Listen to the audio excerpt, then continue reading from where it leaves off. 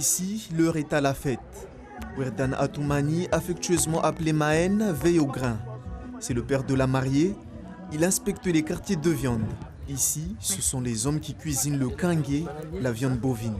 C'est ça les kangués pour les hommes. Et les femmes, là-bas, ils préparent le repas. Ici, nous, les hommes, on prépare les kangués. Donc voilà, ils sont presque finis. Il se dirige maintenant vers l'espace de réception des hommes. Tout doit être impeccable pour les invités. Car le mariage à Mayotte, c'est avant tout l'art de recevoir.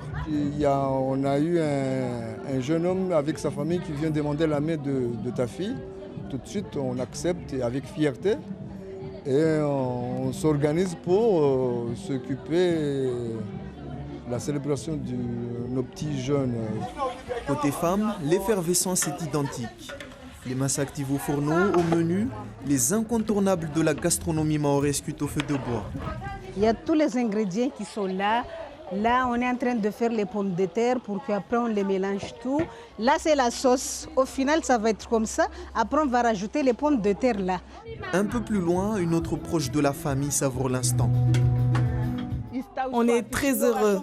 Ce maudit Chido est bien loin derrière nous. On vit notre meilleure vie. On marie notre enfant. On célèbre un grand mariage pour notre fille qui s'appelle Halima. Pour comprendre l'intimité du moment, il faut suivre Hamida, l'amie d'enfance. Elle nous guide vers un des Bandra Bandra, le sanctuaire des femmes. Ici, les djavis, ces nattes traditionnelles, sont disposées avec soin. Au Bandra Bandra, on prépare au niveau de la préparatif pour accueillir la belle famille, tout ce qui est cette belle famille et tout. Donc là, vous voyez, on a les tables. Hein. Là, c'est comme on a dit, Halima, c'est la belle maman qui arrive. À l'abri de l'agitation, la tension monte d'un cran. Halima, la mariée, est en pleine mise en beauté.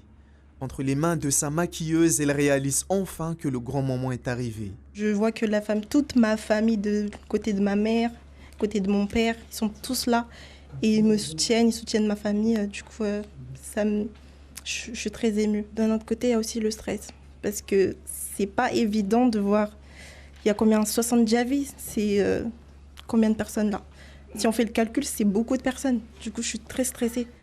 Dernière retouche de voile, dernier ajustement de parure, Halima est fin prête.